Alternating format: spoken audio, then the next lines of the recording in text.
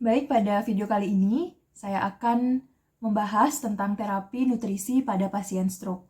Saya Made Ratna Safitri Indraswari dengan NIM 2022612117, dokter muda bagian KSM Anestesiologi dan Terapi Intensif Fakultas Kedokteran Universitas Udayana, RSUP Sanglah Denpasar, periode 9 Agustus sampai 19 September 2021.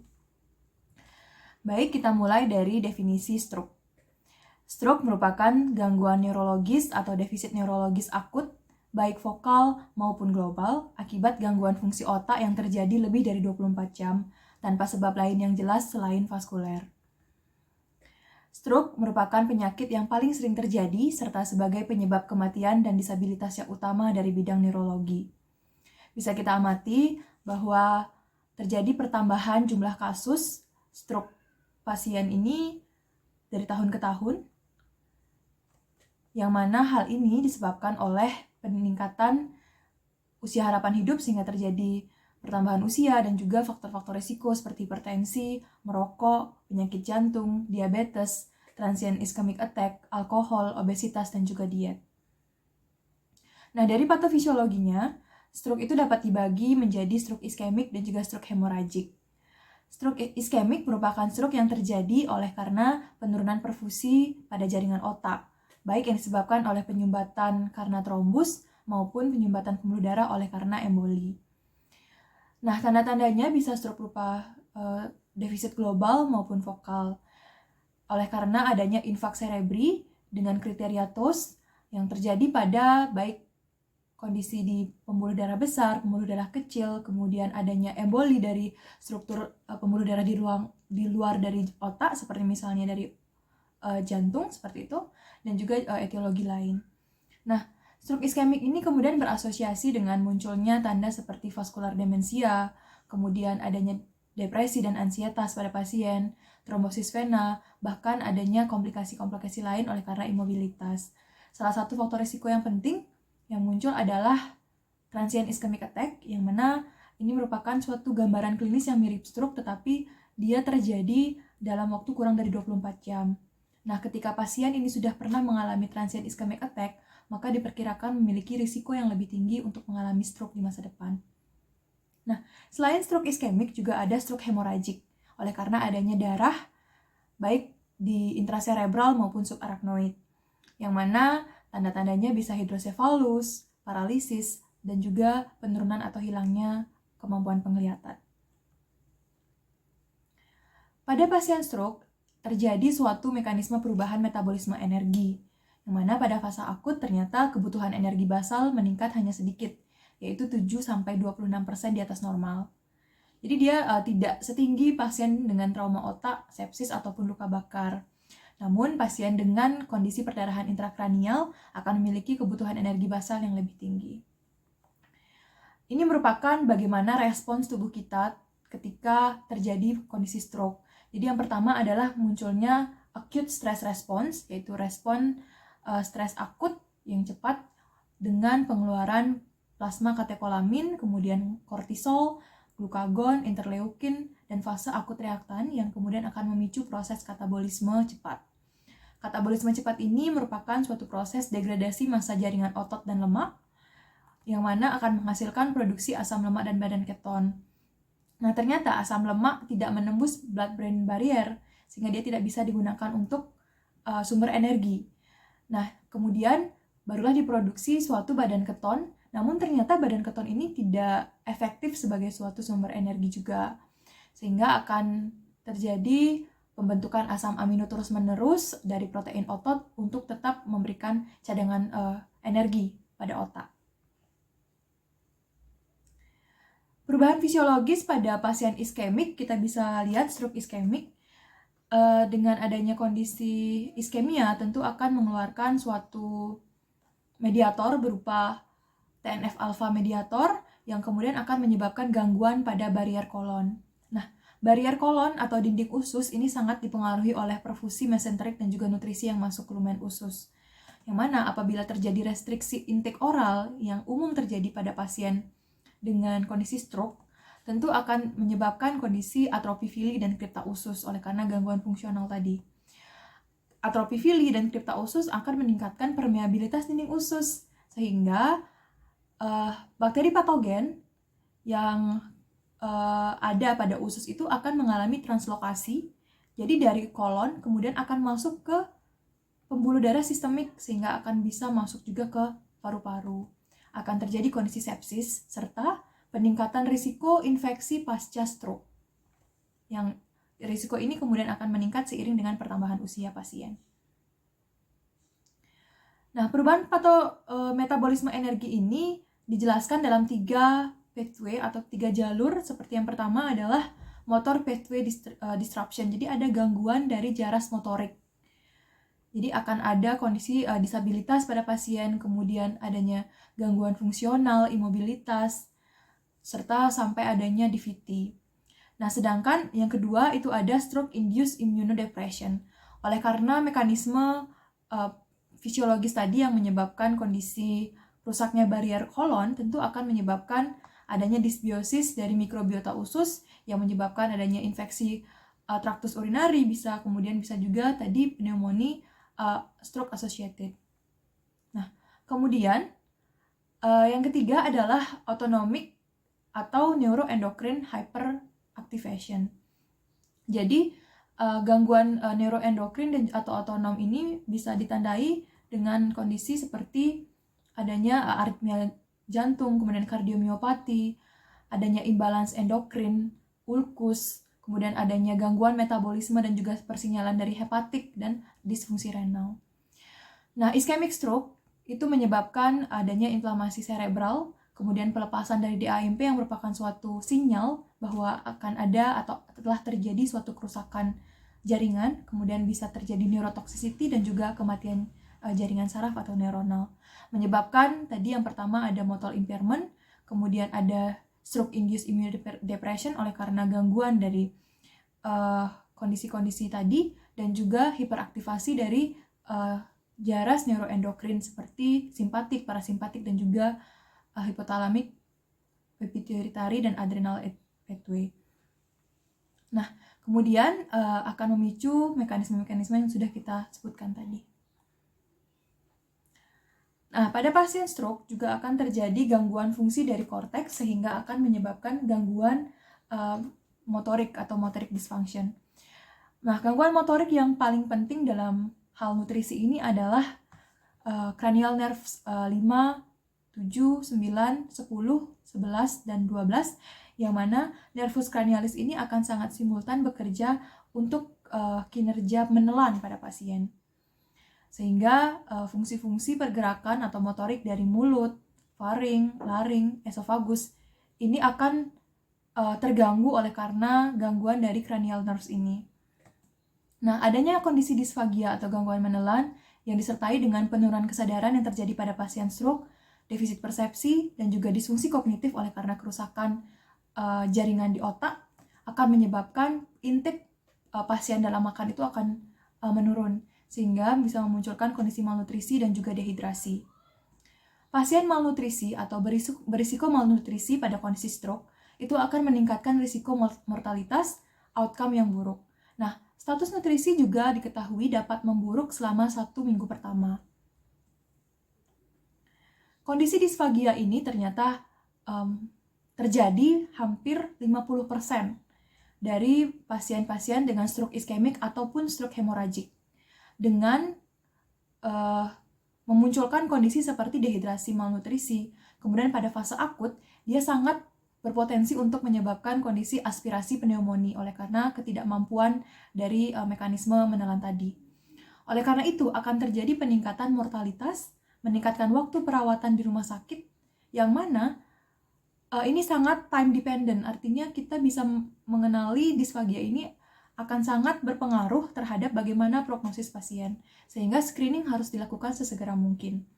Nah, diagnosis dapat berupa, pertama kita melihat bagaimana kondisi klinis dari pasien dengan melihat faktor risiko, kemudian screening aspirasi dengan beberapa tes sederhana seperti misalnya tes menelan air ataupun tes multikonsistensi. Apabila tes-tes ini dilakukan, akan muncul tanda disfagia pada pasien seperti batuk, tersedak, sisa makanan di mulut. Sedangkan apabila tes ini kemudian masih baik, bisa kita lihat faktor risikonya seperti apakah pasien ini mengalami dysarthria, afasia, paresis facialis, gangguan kognitif, penurunan kesadaran, atau stroke derajat parah. Jadi kita bisa masukkan pasien ini ke dalam pasien disfagia atau risiko mengalami suatu disfagia malnutrisi. Nah, sedangkan apa arti malnutrisi? Malnutrisi merupakan suatu keadaan oleh akibat kekurangan asupan atau penyerapan nutrisi yang menyebabkan adanya perubahan komposisi tubuh, yaitu berupa penurunan massa bebas lemak dan massa sel tubuh, yang disertai dengan penurunan fungsi fisik dan juga mental. Nah, prevalensi malnutrisi pada pasien stroke ini ternyata meningkat seiring dengan waktu atau onset kejadian stroke. Mulai dari yang pertama, pada stroke akut, itu terjadi kondisi malnutrisi dari 3,8 sampai 32%. Kemudian pada minggu kedua kondisi ini akan berubah menjadi 7,5 sampai 35%. Dan pada fase kronis ternyata akan terjadi juga 30 sampai 49% mengalami kondisi malnutrisi. Nah, adapun kebutuhan nutrisi sebenarnya yang terjadi pada pasien stroke itu misalnya yang pertama energi, yaitu 25 sampai 30 kilokalori per kilogram berat badan yang dihitung berdasarkan berat badan ideal. Nah, pada fase akut itu bisa kita berikan 1.100 sampai 1.500 kilokalori per hari terlebih dahulu yang kemudian dinaikkan secara bertahap sesuai dengan kebutuhan pasien. Nah, dari sisi protein itu membutuhkan sekitar 0,8 sampai 1,5 gram per kilogram berat badan per hari protein. Jadi dia normal kebutuhannya. Kemudian lemak, dari total kebutuhan energi, kebutuhan lemak itu sekitar 20 sampai 35%. Kemudian kolesterol itu kurang dari 200 mg per hari. Karbohidrat 60 sampai 70% pada pasien yang normal, kecuali dengan pasien dengan komorbid DM atau diabetes mellitus. Serat itu 25 sampai 30 gram per hari. Kemudian cairan 1.500 sampai 2.000 ml per hari. Nah, pada pemberian cairan juga kita akan nilai bagaimana kondisi klinis pasien. Misalnya kita harus pastikan kondisi edema dan juga tanda-tanda overload cairan. Dan pasien pada stroke ini juga harus cukup vitamin dan mineralnya. Nah, untuk screening risiko nutrisi untuk menentukan apa sebenarnya status nutrisi pasien, itu direkomendasikan melakukan screening risiko malnutrisi sesegera mungkin setelah pasien masuk rumah sakit. Jadi, dalam rentang waktu 48 jam ini direkomendasikan untuk kita mulai melakukan screening menggunakan MAS instrumen. Nanti kita akan jelaskan. Yang mana ketika kita telah mampu men-screening risiko nutrisi dan juga menentukan tindakan yang tepat untuk nutrisi pasien, akan menyebabkan dampak yang bermanfaat. Seperti misalnya yang pertama, menekan risiko mortalitas 6 bulan. Jadi, diketahui bahwa pasien yang mengalami suatu pre-stroke underweight atau kondisi underweight sebelum stroke ataupun weight loss yang tidak diinginkan atau tidak direncanakan sebelum kejadian stroke itu ternyata akan menurunkan skor dari Barthel Index yang menunjukkan bagaimana ad vitam dari pasien ini. Pada hari ke-30 dia ternyata akan turun dibandingkan dengan pasien yang tidak dalam kondisi seperti ini. Kemudian ini juga akan berpengaruh terhadap lama perawatan dan biaya. Jadi terkait dengan perawatan pertama dan juga perawatan yang berulang di rumah sakit, seperti misalnya readmission oleh karena gangguan-gangguan yang sifatnya nutrisional ataupun oleh karena stroke-nya sendiri. Kemudian kondisi ini independen terhadap usia, jenis kelamin, etnik, jenis stroke, keparahan, dan juga risiko lain. Nah, untuk evaluasi status gizi pasien, jadi yang kita lihat yang pertama adalah kondisi klinis dan juga bisa dari instrumen evaluasi. Bisa kita hitung kemudian antropometrinya, serta melakukan tes laboratorium dan tes fungsional. Ini merupakan screening tool atau instrumen untuk kita melakukan penilaian terhadap kondisi resiko malnutrisi. Jadi namanya adalah MAS atau Malnutrition Universal Screening Tool, yang mana ada 3 step utama. Yang pertama adalah step 1, kita menentukan skor BMI-nya. Jadi BMI pasien itu kita golongkan.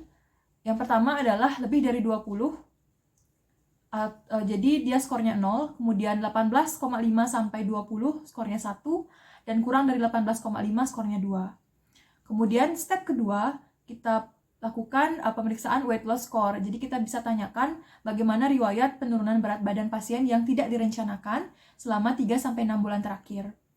Jadi persentase penurunan berat badan ini kemudian digolongkan menjadi 3, yaitu yang pertama adalah kurang dari 5% dari berat badan awal, skornya 0. Kemudian 5-10% dari berat badan awal, itu 1, dan lebih dari 10% itu 2. Nah, kemudian baru kita lanjut ke step 3, yaitu menentukan bagaimana efek dari penyakit akutnya atau acute disease effect score, yang mana pada saat ini adalah kita bahas tentang stroke. Jadi apabila pasien ini sangat kritis dan kemudian tidak bisa atau berisiko tidak bisa mendapatkan intake nutrisi lebih dari 5 hari, maka kita berikan skor 2. Kemudian kita lanjutkan ke step 4, yang mana step 4 barulah kita justifikasi atau kita hitung bagaimana risiko malnutrisi pasien secara umum. Jadi kita jumlahkan ketiga skor dari tahap-tahap tadi, yang mana skor 0 itu resikonya rendah, skor 1 resikonya medium, dan skor 2 atau lebih itu berarti dia risiko tinggi mengalami malnutrisi. Nah, step 5 kemudian barulah kita sesuaikan dengan bagaimana guideline manajemen pasien dengan malnutrisi. Nah, apabila pasien masuk ke dalam klasifikasi yang 0 atau low risk, jadi kita lakukan adalah melakukan monitoring atau melakukan perawatan klinis yang rutin. Seperti kita lakukan screening yang berulang, kemudian terjadwal dengan baik, dan juga misalnya kita bisa bentuk suatu kelompok pasien special group, seperti misalnya pasien-pasien lebih dari 75 tahun. Kemudian apabila skornya 1 atau medium risk, kita lakukan observasi. Jadi kita dokumentasikan atau kita perhatikan bagaimana intake makanan selama 3 harinya. Apabila adekuat, maka ini kita bisa berpikir bahwa ini risiko rendah ya mengalami malnutrisi, atau kita bisa little concern, jadi kita tidak terlalu khawatir pada pasien. Nah, yang mana ini juga memerlukan screening yang berulang. Jadi pada pasien yang dirawat di rumah sakit itu bisa diperiksa 1 minggu sekali. Kemudian untuk yang dirawat di rumah itu bisa minimal 1 kali dalam sebulan, ataupun yang komunitas itu bisa setiap 2-3 bulan. Apabila tidak adekuat, jadi kita harus concern atau kita berikan suatu fokus klinis, yang mana kita bisa ikuti bagaimana manajemen penata laksana malnutrisi, kemudian kita set atau kita bentuk suatu tujuan apa yang kita akan capai pada pasien ini, kemudian bisa berikan nutrisi yang lebih baik, kita akan capai dengan nutrisi yang diimprove dan juga diperbaiki. Kita juga bisa monitor dan juga review bagaimana planning atau perencanaan perawatan pasien dengan kondisi ini. Nah, apabila dia masuk ke kategori 2 dengan skor 2 atau lebih, jadi dia itu masuk ke kategori yang high risk. Ini langsung kita lakukan terapi. Yang mana terapinya ini tentu saja harus memerlukan adanya bantuan atau kolaborasi dengan multidisiplin, seperti misalnya ahli gizi seperti itu, dan juga bagian-bagian yang berperan dalam nutrisi pada pasien. Kemudian kita lihat dan juga kita set goals, kemudian kita perbaiki bagaimana intake nutrisinya, serta kita lakukan monitoring dan review setiap minggu pada pasien di rumah sakit dan setiap bulan pada pasien yang dirawat di rumah. Nah, kemudian semua kategori risiko itu harus kita terapi. Utamanya adalah untuk underlying disease-nya atau penyakit dasarnya. Kemudian kita bisa berikan bagaimana saran tentang makanan yang akan dikonsumsi, minumnya, kemudian bagaimana perubahan atau nilai dari kategori risiko malnutrisinya. Kemudian juga kita bisa dokumentasikan bagaimana makanan khusus yang akan kita berikan pada pasien. Sedangkan pada pasien-pasien dengan obesitas, tentu kita harus catat adanya keadaan obesitas pada pasien. Kemudian apabila pasien ini obesitas yang disertai dengan kondisi-kondisi penyakit dasar yang lain, maka kita stabilkan dulu kondisi penyakit dasarnya, jadi kita capai dulu kondisi terbaik pasien, baru kita treatment dari obesitasnya. Ini merupakan kriteria diagnosis malnutrisi berdasarkan ESPEN atau European Society of Parenteral and Enteral Nutrition.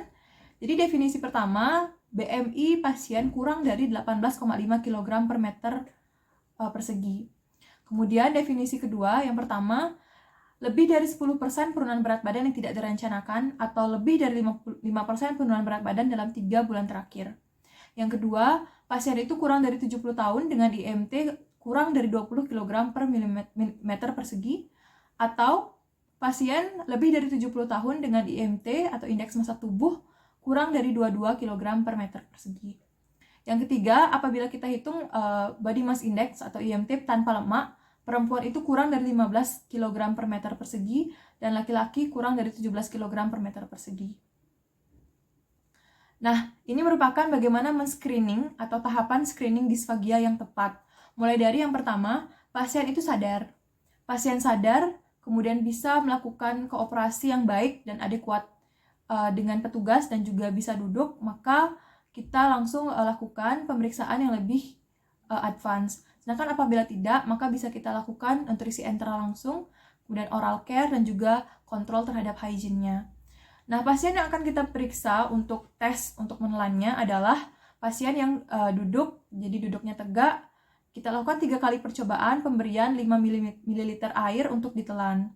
Kemudian kita amati yang pertama adalah bagaimana menelannya, apakah tidak ada menelan ataupun tidak ada menelan sama sekali. Jadi dia tidak bisa menelan sama sekali. Kemudian batuk selama atau setelah diberikan air, dan juga perubahan dari suara. Jadi ada wet voice kayak gitu.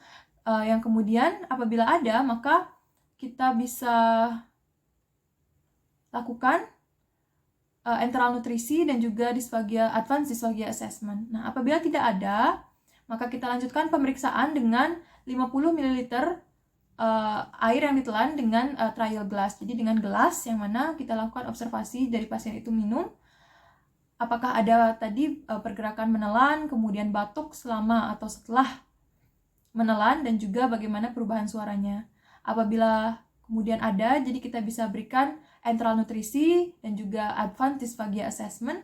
Dan apabila tidak ada, maka kita bisa lakukan pemberian makanan oral yang kemudian dimulai dengan sangat hati-hati, dan juga kita bisa mulai dari makanan dengan konsistensi semi-solid. Kemudian pasien juga harus diobservasi selama makan, karena ini bisa beresiko juga pasien mengalami tersedak seperti itu. Dan juga apabila terjadi aspirasi dan juga kondisi suspek pneumonia, maka lanjut kita lakukan pemeriksaan disfagia yang lebih advance. Nah, untuk perencanaan terapi nutrisinya dimulai dari pasien stroke itu dibagi menjadi pasien malnutrisi dan juga tidak malnutrisi. Pasien malnutrisi dapat mengalami kondisi disfagia ataupun non-disfagia, sedangkan pasien status gizi yang baik juga bisa mengalami disfagia dan non-disfagia. Nah, nutrisi oral, jadi ketika kita memberikan nutrisi oral pada pasien yang bisa makan dengan baik, masih bisa kita berikan makanan melalui oral, maka tahap satunya kita bisa berikan bentuk puding terlebih dahulu. Kemudian tahap 2 barulah kita berikan bentuk puree seperti bubur sumsum. Tahap 3 kita bisa berikan bubur yang lunak seperti bubur kasar atau nasi tim. Dan juga tahap keempat barulah nanti kita bisa berikan diet yang biasa. Nah, modifikasi tekstur makanan pada pemberian makanan oral, jadi modifikasi tekstur makanan dan cairannya dapat dikentalkan dan dapat mengurangi risiko pneumonia aspirasi dan tersedak pada pasien stroke dengan disfagia. Nah, untuk makanan padat, maka kita bisa haluskan dengan mencincang, kemudian membentuk puree, memblender, dan lain sebagainya untuk kompensasi kesulitan mengunyah atau kelelahan, meningkatkan keamanan menelan, dan juga menghindari dari asfiksi. Sedangkan untuk cairan, kita bisa kentalkan untuk menurunkan kecepatan menelan di mulut dan juga faring, serta mencegah aspirasi ke jalan napas. Nah, ini merupakan bagaimana gambar dari makanan yang bertekstur khusus, seperti misalnya makanan tekstur A itu dia lembut. Jadi dia bisa secara natural atau secara alami itu lembut, atau bahkan dimasak atau dipotong sampai teksturnya itu lembut. Kemudian tekstur yang B itu mince and moist, jadi makanannya itu soft atau lembut, kemudian moist, dan juga sangat gampang untuk dihaluskan dengan menggunakan garpu. Sedangkan yang tekstur yang ketiga atau tekstur yang C itu smooth puree, jadi dia makanannya sangat halus, kemudian moist, dan juga bisa juga memiliki grainy. Nah, pasien stroke dengan malnutrisi atau berisiko malnutrisi ini harus mendapatkan terapi nutrisi medis melalui rencana terapi individual. Jadi, memang harus disesuaikan dengan kondisi pasien. Nah, untuk terapi enteral itu dipengaruhi oleh bagaimana kondisi pasien itu disfagia atau tidak. Apabila dia stroke akut tanpa disfagia dengan nutrisi yang baik, maka kita tidak merekomendasikan pemberian terapi enteral. Sedangkan apabila ini tetap diberikan, maka dia tidak akan meningkatkan rate of survival dan juga fungsional pasien. Sedangkan pasien-pasien yang masih mampu makan, kemudian tapi dia mengalami kondisi malnutrisi atau risiko malnutrisi, maka kita bisa berikan kondisi terapi enteral atau ONS atau oral nutritional ini. Nah, disfagia itu bisa kita berikan nutrisi melalui enteral maupun parenteral, yang mana yang enteral itu bisa melalui NGT, PEG maupun jejunal tube. Nah, konsiderasi untuk nutrisi enteral pada pasien stroke adalah yang satu, pasien tidak bisa diberikan nutrisi oral dengan kondisi-kondisi seperti penurunan kesadaran, adanya disfagia, defisit neurologis yang berat. Kemudian yang kedua, pasien tidak kooperatif. Pasien mengalami afasia, apraksia menelan, dan paresis nervus cranialis, yaitu 9, 10, dan 12, dan serta paralisis pseudoburbal. Sedangkan yang ketiga adalah disfagia berat yang diperkirakan lebih dari 7 hari. Jadi pasien mengalami disfagia berat yang kemudian akan memicu penurunan intake yang lebih dari 7 hari, ini harus kita pasang enteral. Nah, bagaimana kita bisa memulai terapi enteral? Jadi terapi enteral itu direkomendasikan tidak lebih dari 48-72 jam untuk dimulainya. Kemudian terapi enteral itu lebih cepat dan menjaga integritas mukosa usus dan juga imunitas. Dan dapat diberikan dalam kecepatan 10-20 ml per jam.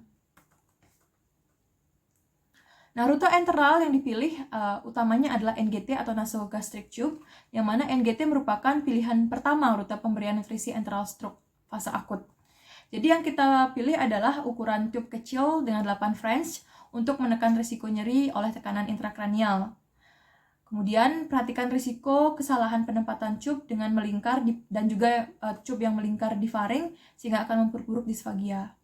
Dan jika pasien sering tidak sengaja melepaskan NGT-nya, jadi dia tidak sengaja menariknya atau pasien itu sangat dinamik, maka kita bisa berikan nasal loop atau bridle, jadi kita bisa fiksasi untuk NGT-nya di hidung. Nah, apabila NGT tidak memungkinkan, maka kita bisa lakukan pemasangan orogastrik atau oroenteral. Serta apabila jika nutrisi itu nutrisi enteral itu diperlukan lebih dari 28 hari sehingga perlu dilakukan pemasangan PEG karena fase klinisnya ini sudah stabil, kita bisa lewati fase klinis terlebih dahulu baru kita pasang PEG. Indikasi percutaneous endoskopik gastrectomy atau PEG. Jadi pasien dengan ventilasi mekanik lebih dari 48 jam dapat dilakukan pemasangan PEG dalam 1 minggu. Sedangkan juga bisa dilakukan pada pasien dengan penolakan memasang NGT atau tidak bisa ditoleransi NGT-nya pada pasien itu memerlukan nutrisi medis lebih dari 14 hari. Nah, keuntungan dari PEG adalah yang pertama nyaman, kemudian risiko gagal dan juga perdarahan gastrointestinal akan lebih kecil, administrasi nutrisinya juga bisa lebih banyak dibandingkan dengan NGT, dan juga berasosiasi dengan prevalensi pneumonia karena ventilator lebih kecil.